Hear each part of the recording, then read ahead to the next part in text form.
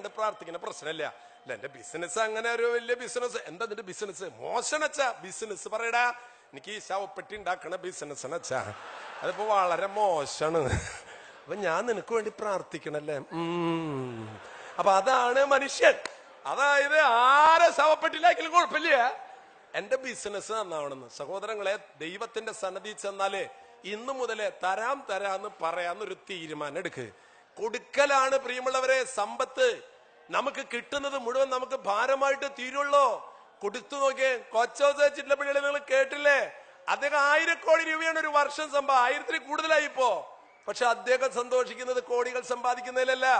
അദ്ദേഹം വിളിച്ചിട്ടുണ്ട്, ഫാദർ ഞാൻ കൊച്ചോസ ചിറ്റലപ്പള്ളി. ഞാൻ പറഞ്ഞു, ഓക്കെ, ഏത് ഹോസ്പിറ്റലാണ്, ആരാണ് കിഡ്നി തരുന്നത്? അയ്യോ, ഞാൻ കൊച്ചോസ ചിറ്റലപ്പള്ളി. ഓക്കെ, തന്നെ വീട് എവിടെയാണ്? എനിക്കറിയില്ല.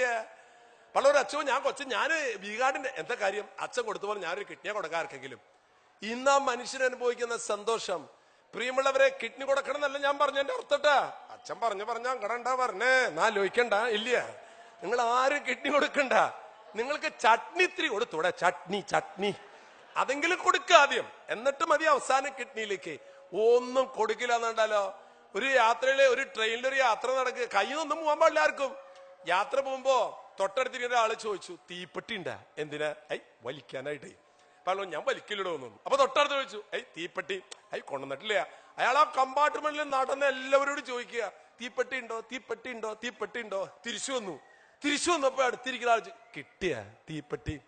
എന്തൊരു മനുഷ്യരതൊരു തീപ്പെട്ടി പോലും കൈപിടിക്കാണ്ട് നടക്കണം മനുഷ്യരിട്ടാ. എന്താ ചെയ്യാ? അപ്പൊ എന്റെ തീപ്പെട്ടി തന്നെ എടുക്കാല്ലേ?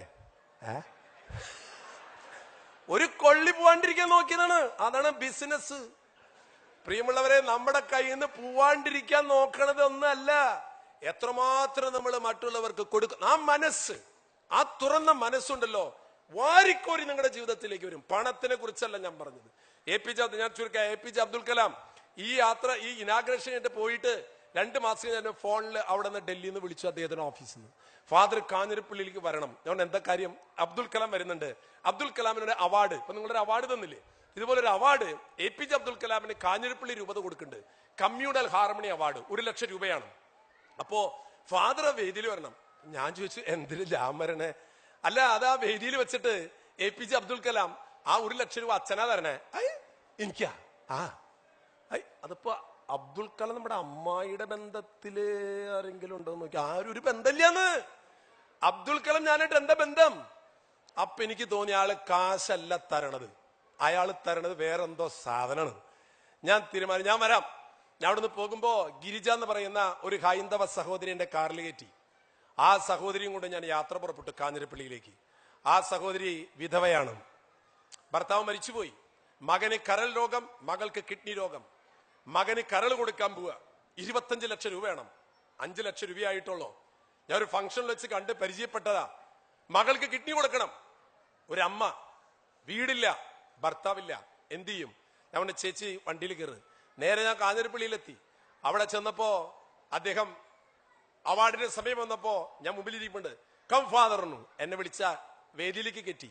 അബ്ദുൽ കലാമിന് അവാർഡ് കൊടുത്തു 1 ലക്ഷം രൂപ. ആ 1 ലക്ഷം രൂപ എന്റെ കയ്യിലേക്ക് തന്നു.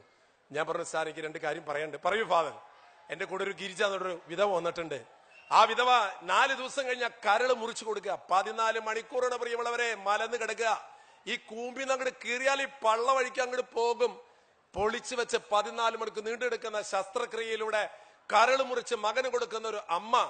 ഞാനിപ്പോ നിങ്ങളോട് പറയുമ്പോ 4 ദിവസം മുമ്പ് ഈ വയറ്റിന്ന് പുറത്തു വന്ന 2 കുട്ടികളെ പൊക്കിള് കൂടി മുറിച്ചിട്ട് ആ വാക്കത്തിതുകൊണ്ട് എന്നെ കഴുത്ത് മുറിച്ച അമ്മയും ജീവിക്കുന്നുണ്ട് ഈ ലോകത്തിൽ എന്നുള്ള കാര്യം നമ്മൾ മറക്കരുത് പ്രിയമുള്ളവർ. ഇങ്ങനെയുണ്ട് മനുഷ്യരെ. സാധിക്കില്ലേ പ്രിയമുള്ളവരെ? സാധിക്കും, നമുക്ക് സാധിക്കും. ഞാൻ ആ അമ്മയെ കൊണ്ടുപോയിട്ട് പറഞ്ഞു, ഇദ്ദേഹത്തിന്, ഈ സഹോദരിക്ക് ഞാൻ 1 ലക്ഷം കൊടുക്കാണ്. APJ അബ്ദുൽ കലാം പറഞ്ഞു, വെരി ഗുഡ് ഫാദർ. ഞാൻ അവിടെ ചെല്ലവരോട് ഈ സഹോദരിയുടെ കഥ പറഞ്ഞിട്ട് പറഞ്ഞു, പത്രത്തിൽ എഴുതിയ സഹോദരങ്ങളെ, മനുഷ്യൻ അറിയട്ടെ, മനുഷ്യന്റെ കരുണ പ്രവഹിക്കട്ടെ. പിറ്റേ ദിവസം മീഡിയകളിലൊക്കെ വാർത്ത വന്നു. 3 ആഴ്ച കഴിഞ്ഞപ്പോൾ ഈ ഗിരിജ എന്ന് പറയുന്ന സഹോദരിയുടെ അക്കൗണ്ടിലേക്ക് വന്നത് 1,04,00,000 രൂപയാണ്. 3 ആഴ്ച കൊണ്ട്. മനുഷ്യരുണ്ട് പ്രിയമുള്ളവർ ഈ ലോകത്തില്. മനുഷ്യന്റെ മനസ്സില് ദൈവം വസിക്കുന്നുണ്ടെങ്കിൽ നമ്മള് എല്ലാം കൊടുക്കും നമ്മൾ. അത് ലാഭമാണ് എന്ന് നമുക്ക് തോന്നും. അതിനുശേഷം ഓപ്പറേഷൻ കഴിഞ്ഞു. 40 ലക്ഷം രൂപ ആ മകന്റെ പേരിൽ ഡെപ്പോസിറ്റ് ചെയ്തു. ഗിരിജ എന്ന് പറയുന്ന ചേച്ചിക്ക് 25 ലക്ഷം വീട് വാങ്ങിച്ചു കൊടുത്തു. 15 ലക്ഷം ആ ചേച്ചിയുടെ ഡെപ്പോസിറ്റ് ഇട്ടു. ആ മകൾക്ക് 10 ലക്ഷം ഇട്ടു. എന്റെ കയ്യിൽ 10 പൈസ ഇല്ല, എനിക്ക് ബാങ്ക് അക്കൗണ്ടും ഇല്ല, ഒരു പ്രോപ്പർട്ടി ഇല്ല. അതിന്റെ ഒരു സുഖം അനുഭവിക്കുന്ന ആളാണ് ഞാൻ. പക്ഷെ ഇന്ന് ആ സഹോദരിയുടെ കയ്യിൽ പണം എല്ലാം കൊടുത്തു, എന്റെ കയ്യിൽ ഒന്നുമില്ല. എന്താ സുഖം? ആ സഹോദരി അനുഭവിക്കുന്നതിനേക്കാൾ പരമസുഖത്തിലാണ് ഞാൻ, പരമസുഖത്തിലെ. എന്റെ സന്തോഷം നിങ്ങളോട് പങ്കുവെക്കലാണ്, ഞാൻ ചെയ്ത കാര്യം പറയലല്ല.